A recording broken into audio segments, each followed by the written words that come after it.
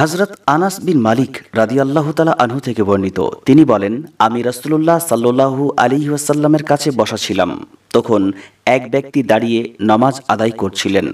যখন সে রুকু, সেজদা এবং তাশাহুদ পড়ে নামাজ শেষে দোয়া শুরু করলেন, তখন সে তার দোয়াতে বললেন, আল্লাহুম্মা ইন্নী আসআলুকা বিআন্না লাকাল হামদা লা ইলাহা ইল্লা আনতাল মান্নানু বাদিউস সামাওয়াতি ওয়াল আরদ ইয়া জাল জালালি ওয়াল ইকরাম ইয়া হাইয়্যু ইয়া কাইয়্যুমু ইন্নী আসআলুক। উচ্চারণ দেওয়া আছে। তিনি যখন দোয়া করলেন, তখন নবী সাল্লাল্লাহু আলাইহি ওয়াসাল্লাম সাহাবীগণকে বললেন, তোমরা কি জানো সে কিসের দ্বারা দোয়া করল? তারা বললেন, আল্লাহ এবং তার রসূলই ভালো জানেন। তখন প্রাণপ্রিয় নবী সাল্লাল্লাহু আলাইহি ওয়াসাল্লাম বললেন, যার হাতে আমার প্রাণ, তার শপথ, সে আল্লাহর ওই ইসমে আজম দ্বারা দোয়া করেছে, যা দ্বারা দোয়া করা হলে তিনি তা কবুল করেন, আর যা দ্বারা কোনো কিছু চাওয়া হলে তিনি তা দান করেন। সুনানে নাসাই, হাদিস নম্বর 1300।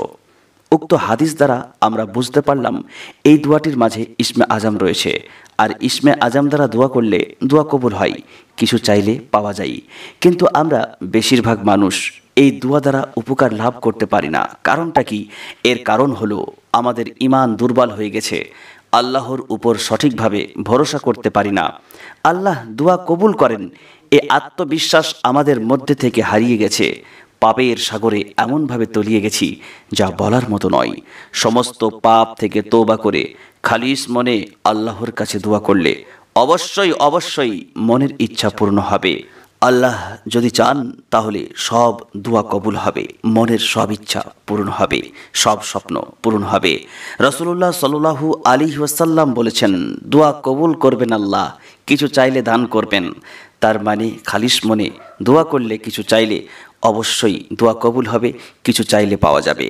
আল্লাহ তাআলা যেন আমাদেরকে সঠিকভাবে আমল করার তৌফিক দান করেন। আমিন সুম্মা আমিন।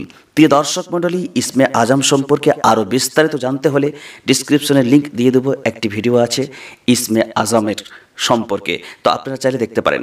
আর এমনই সুন্দর সুন্দর শিক্ষামূলক ভিডিও পেতে হলে চ্যানেলটি সাবস্ক্রাইব করে দেবেন, আর পাশে থাকা বেল আইকনে ক্লিক করে অল নোটিফিকেশন করে নেবেন। সুন্দর সুন্দর ভিডিওগুলো নিয়মিত দেখতে পারবেন। তো আজ এই পর্যন্তই। সকলে ভালো থাকবেন, সুস্থ থাকবেন। আল্লাহ হাফিজ।